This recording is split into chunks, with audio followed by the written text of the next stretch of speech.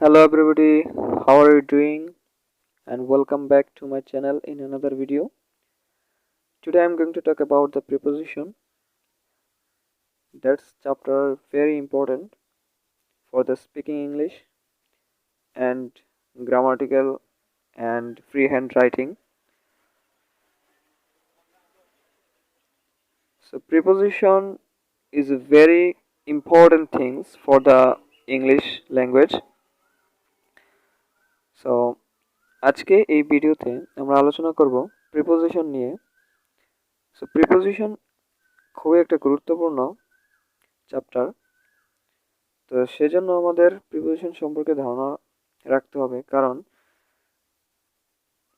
ইংলিশে কথা বলার জন্য প্রিপোজিশন ছাড়া কোনোভাবেই সম্ভব না। তো সেজন্য এমনকি আমরা ফ্রি হ্যান্ড রাইটিং অর্থাৎ ইংরেজিতে যখন আমরা বানিয়ে বানিয়ে লিখব, তখন সেক্ষেত্রে প্রিপোজিশন খুবই গুরুত্বপূর্ণ ভূমিকা পালন করে। ইংরেজিতে অনেকগুলো প্রিপোজিশন রয়েছে, তার মধ্যে কিছু গুরুত্বপূর্ণ প্রিপোজিশন যেগুলো ইংলিশে খুবই বেশি ব্যবহৃত হয়। তো তার মধ্য থেকে এই ভিডিওতে অল্প কিছু গুরুত্বপূর্ণ প্রিপোজিশন নিয়ে আলোচনা করব আজকে। So let's begin this video. এখানে প্রথম যে প্রিপোজিশনটা রয়েছে সেটা হচ্ছে অ্যাবাউট।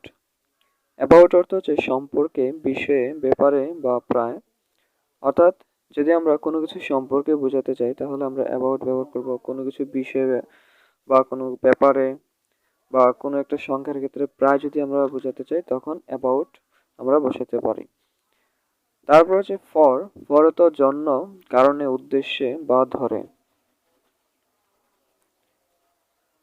অর্থাৎ যদি আমরা বোঝাতে চাই যে কোনো কিছুর জন্য তাহলে আমরা ফর ইউজ করব, কোনো কিছুর কারণে বা কোনো কিছুর উদ্দেশ্যে বা কোনো কিছু কোনো সময় একটা ধরে তাহলে আমরা ফর ইউজ করব। তারপর হচ্ছে উইথ। উইথ অর্থ হচ্ছে সাথে, সঙ্গে, নিয়ে। তো কোনো কিছুর সাথে, কোনো কিছুর সঙ্গে বা কোনো কিছুকে নিয়ে যদি আমরা বোঝাতে চাই তাহলে উইথ ব্যবহার করতে হবে। উইদাউট অর্থ হচ্ছে ছাড়া, ব্যতীত। অর্থাৎ কোনো কিছু ছাড়া বা কোনো কিছু ব্যতীত বুঝালে আমরা উইদাউট ব্যবহার করব। ফ্রম অর্থ হচ্ছে থেকে বা কাছ থেকে। অর্থাৎ কোনো একটা জিনিস থেকে বা কারো কাছ থেকে এরকম যদি হয় তাহলে আমরা ফ্রম ইউজ করব। তারপর হচ্ছে টু অর্থ হচ্ছে দিকে বা কাছে। অর্থাৎ কোনো কিছুর দিকে যদি হয় তখন আমরা টু ব্যবহার করব। ইন মধ্যে বা ভিতরে। অর্থাৎ কোনো কিছুর মধ্যে বা কোনো কিছুর ভিতরে বোঝালে ইন ব্যবহৃত হবে। তারপর রয়েছে অন। অন অর্থ হচ্ছে উপরে। অর্থাৎ কোনো একটা জিনিসের উপরে বা কোনো কিছুর উপরে বোঝালে অন ব্যবহৃত হবে। অ্যারাউন্ড চারদিকে। অর্থাৎ কোনো একটা কিছুর চারদিকে যদি বোঝাতে চাই তখন আমরা অ্যারাউন্ড ইউজ করব। তো এবার আমরা প্রিপোজিশনের বিস্তারিত আলোচনা দেখব, অর্থাৎ এই প্রত্যেকটা প্রিপোজিশন কিভাবে ব্যবহার করতে হয় সেগুলো আমরা এখন জানব। প্রথম প্রিপোজিশন যেটা সেটা হচ্ছে অ্যাবাউট, সম্পর্কে, বিষয়ে, ব্যাপারে বা প্রায়। তো এখন অ্যাবাউট অর্থ হচ্ছে সম্পর্কে, অর্থাৎ কোনো কিছু একটা সম্পর্কে আমরা বলবো বা কোনো কিছুর বিষয়ে বা কোনো কিছুর ব্যাপারে। তো প্রায় হচ্ছে কোনো একটা সংখ্যাবাচকের ক্ষেত্রে আমরা বলে থাকি যে প্রায় এত, প্রায় তত, এরকম আমরা বলে থাকি। তো যখন কোনো কিছু সম্পর্কে বোঝাবে তখন হচ্ছে অর্থাৎ প্রিপোজিশন আগে হবে। তো কিসের সম্পর্কে? ওই ওয়ার্ডটা পরে হবে। অর্থাৎ প্রিপোজিশন আগে হবে, তারপরে প্রিপোজিশনের পরে ওয়ার্ডটা হবে। অর্থাৎ যদি তোমার সম্পর্কে এটা বলতে চাই তাহলে এটা হবে অ্যাবাউট ইউ। দেশ সম্পর্কে বলতে চাইলে অ্যাবাউট কান্ট্রি। আমার সম্পর্কে বলতে চাইলে অ্যাবাউট মি। তার সম্পর্কে বলতে চাইলে অ্যাবাউট হার। ইংরেজি বিষয়ে যদি বলতে চাই তাহলে অ্যাবাউট ইংলিশ। অর্থাৎ যে কোনো বিষয় বা কোনো কিছু সম্পর্কে বা কোনো ব্যাপার যদি বোঝাতে চাই তাহলে প্রথমে আমাদের অ্যাবাউট বলে তারপরে যেই জিনিসের বিষয়ে, ব্যাপারে বা সম্পর্কে বোঝাতে চাই ওই জিনিসটা আমরা অ্যাবাউটের পরে ব্যবহার করব। তারপরে হচ্ছে প্রায় দিয়ে আমরা এখন একটু দেখি যে অ্যাবাউট 10,000, প্রায় 10,000। অর্থাৎ যদি আমরা কোনো সংখ্যাকে প্রায় দ্বারা সম্বোধন করে থাকি তাহলে আমাদের অ্যাবাউট ইউজ করতে হবে। অর্থাৎ যদি আমরা বলি যে 10,000 টাকা, তখন এখানে হবে কি অ্যাবাউট 10,000। ওকে, তারপর হচ্ছে প্রায় 500 টাকা, অ্যাবাউট 500 টাকা, অ্যাবাউট 500 টাকা। এখানে হচ্ছে ফর, ফর অর্থ জন্য, কারণে, উদ্দেশ্যে। অর্থাৎ কোনো কিছুর জন্য যদি বোঝায় তাহলে আমরা ফর ইউজ করব। তাহলে তোমার জন্য যদি বোঝাতে চাই তাহলে ফর ইউ হবে, অর্থাৎ প্রথমে প্রিপোজিশন হবে, তারপরে যেই জিনিসের জন্য বোঝাবে সেই ওয়ার্ডটা আমরা ফরের পরে লিখবো, অর্থাৎ প্রিপোজিশন আগে হবে, তারপরে প্রিপোজিশনের পরে ইন্ডিকেট জাতীয় ওয়ার্ডটা হবে। তারপরে যদি হয় দেশের জন্য, তখন হবে কি ফর দ্য কান্ট্রি। ফর অর্থ কি জন্য, তাহলে হচ্ছে কান্ট্রি অর্থ কি দেশ, তার মানে ফর দ্য কান্ট্রি, দেশের জন্য। আমার জন্য হলে ইংলিশ হবে কি ফর মে, আমার জন্য হলে ইংলিশ হবে কি ফর মে। তারপর হচ্ছে 7 দিন ধরে, ধরে মানে হচ্ছে কোনো একটা সময় ধরে, এই সময় ধরে যদি বোঝাতে চাই তাহলে আমরা ফর দিয়ে ইন্ডিকেট করব। তাহলে ফর 7 days, 7 দিন ধরে।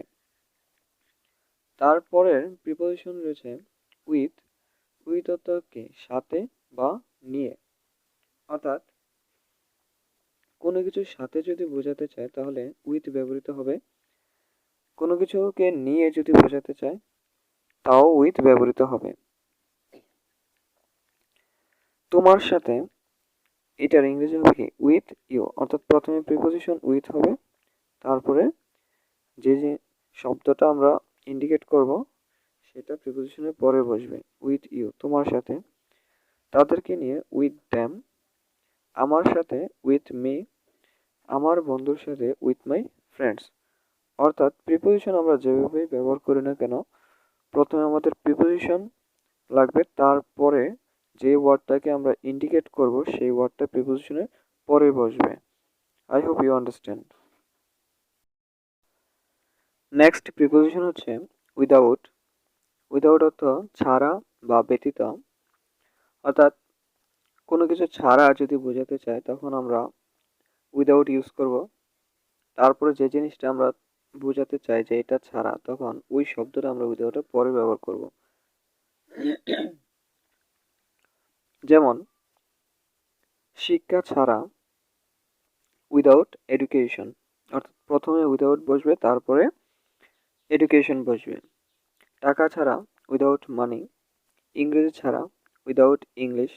তোমাকে ছাড়া, উইদাউট ইউ। তারপর হচ্ছে দেশ ছাড়া, উইদাউট কান্ট্রি। ইংরেজি ছাড়া, উইদাউট ইংলিশ। এইভাবে আমরা অনেক বাক্য তৈরি করতে পারি উইদাউট দিয়ে। তো আমাদের অবশ্যই বাড়িতে প্র্যাকটিস করতে হবে। তারপরে নেক্সট প্রিপোজিশন হচ্ছে ফ্রম। ফ্রম অর্থ হচ্ছে থেকে বা কাছ থেকে। অর্থাৎ কোনো কিছু থেকে যদি আমরা বোঝাতে চাই তখন আমাদের ফ্রম ইউজ করতে হবে, বা কারো কাছ থেকে যদি আমরা বোঝাতে চাই তখন আমাদের ফ্রম ইউজ করতে হবে। যদি আমরা বলি যে তোমার কাছ থেকে, অর্থাৎ ফ্রম ইউ, তোমার কাছ থেকে কি হবে ফ্রম ইউ। ঢাকা থেকে, ফ্রম ঢাকা। অর্থাৎ কোথাও থেকে হইলে তখন আমরা প্রথমে ফ্রম ইউজ করব, তারপরে যেই স্থানটা আমরা বোঝাবো বা কোনো কিছুকে বোঝাবো সেই শব্দটা আমরা ফ্রমের পরে ইউজ করব। স্কুল থেকে, অর্থাৎ ফ্রম স্কুল। আমার ফোন থেকে, এটা কি হবে ফ্রম মাই ফোন। সো এইভাবে আমাদেরকে প্র্যাকটিস করতে হবে, নিজেরা নিজেরা বাড়িতে প্রচুর প্র্যাকটিস করতে হবে। নেক্সট প্রিপোজিশন হচ্ছে টু, অর্থাৎ দিকে বা কাছে। অর্থাৎ কোনো কিছুর দিকে যদি আমরা বোঝাতে চাই তখন টু ব্যবহার হবে, কাছে বোঝালেও টু ব্যবহৃত হবে। যেমন বাড়ির দিকে টু হোম, স্কুলের দিকে টু স্কুল, বাজারের দিকে টু দ্য মার্কেট। যেতে বলতে, অর্থাৎ আমরা যদি কোনো ভার্বকে ইন্ডিকেট করতে চাই, অর্থাৎ খেতে, তারপর হচ্ছে আসতে বা বলতে, যেতে, পড়তে, লিখতে, শুনতে, এরকম যদি ভার্বের কোনো তে বোঝাতে চাই কোনো কাজ করতে, ঠিক আছে, তখন আমরা টু প্লাস ভার্ব ইউজ করব। অর্থাৎ বলতে বোঝালে টু টেল, যেতে বোঝালে টু গো হবে, খেতে বোঝালে টু ইট, পড়তে বোঝালে টু রিড, লিখতে বোঝালে টু, এইভাবে টু এর ব্যবহারটা আমাদের শিখে নিতে হবে। তারপর রয়েছে ইন, মধ্যে বা ভিতরে, অর্থাৎ কোনো কিছুর মধ্যে হলে বা কোনো কিছুর ভিতরে বোঝালে তখন আমরা ইন ব্যবহার করব। এখানে ঢাকার মধ্যে দেওয়া আছে, তার মানে কি ইন ঢাকা বা ঢাকায়, ইন ঢাকা। গ্রামের মধ্যে ইন দ্য ভিলেজ। টেবিলের ভিতরে ইন দ্য টেবল। তারপর রয়েছে ব্যাংকে, অর্থাৎ ইন দ্য ব্যাংক। পৃথিবীতে ইন দ্য ওয়ার্ল্ড, অর্থাৎ কোনো কিছুর মধ্যে হলে বা ভিতরে বোঝালে তখন আমরা প্রথমে ইন প্রিপোজিশন ব্যবহার করব, তারপরে যে ওয়ার্ডটা আমরা ইন্ডিকেট করব সেই ওয়ার্ডটা প্রিপোজিশন ইনের পরে আমরা ইউজ করব। ঠিক আছে। Next preposition is on. On অর্থ উপরে, অর্থাৎ কোনো কিছুর উপরে বোঝাতে চাইলে প্রিপোজিশন অন ইউজ হবে। যেমন টেবিলের উপরে বোঝালে অন দ্য টেবল হবে, রাস্তার উপরে বা রাস্তায় বোঝালে অন দ্য রোড হবে, মাটির উপরে অন দ্য সয়েল। তারপরে আমার মাথার উপরে, that means on my head, অর্থাৎ কোনো কিছুর উপরে বোঝালে প্রিপোজিশন অন প্রথমে ব্যবহৃত হবে, তারপরে যে ওয়ার্ডটা ইন্ডিকেট করবে সেই ওয়ার্ডটা অনের পরে ব্যবহৃত হবে। তারপর রয়েছে অ্যারাউন্ড, চারদিকে বা চারপাশে, অর্থাৎ কোনো কিছুর চারদিকে বা কোনো কিছুর চারপাশে বোঝালে তখন আমরা অ্যারাউন্ড ইউজ করব। আছে অ্যারাউন্ড মি, অর্থাৎ আমার চারদিকে। তো প্রিপোজিশনের পরে সবসময় সাবজেক্টের অবজেক্টিভ ফর্ম হয়, কখনো প্রিপোজিশনের পরে সাবজেক্ট ফর্ম বসে না। তারপর হচ্ছে বাড়ির চারপাশে অ্যারাউন্ড হাউস। তারপর হচ্ছে পুকুরের চারপাশে অ্যারাউন্ড দ্য পন্ড, মাঠের চারদিকে অ্যারাউন্ড দ্য ফিল্ড। তো কোনো কিছুর চারদিকে বা চারপাশে বোঝালে আমরা অ্যারাউন্ড ইউজ করব। Okay, so I hope all of you understand this preposition. তো পরের ভিডিওতে আমি আরো গুরুত্বপূর্ণ প্রিপোজিশন নিয়ে আলোচনা করব। তো এভাবে নিজেরা বাড়িতে প্রচুর প্র্যাকটিস করবে, because practice is the maximum perfect for anything. So পরের ভিডিওতে আমি আরো গুরুত্বপূর্ণ প্রিপোজিশন নিয়ে আলোচনা করব, যা স্পিকিং ইংলিশের জন্য খুবই গুরুত্বপূর্ণ এবং ফ্রি হ্যান্ড রাইটিং এর জন্য খুবই গুরুত্বপূর্ণ বিষয়। So I hope you enjoy this video, and like, share and comment on this video, and at last please subscribe my channel. Thank you very much for watching this video.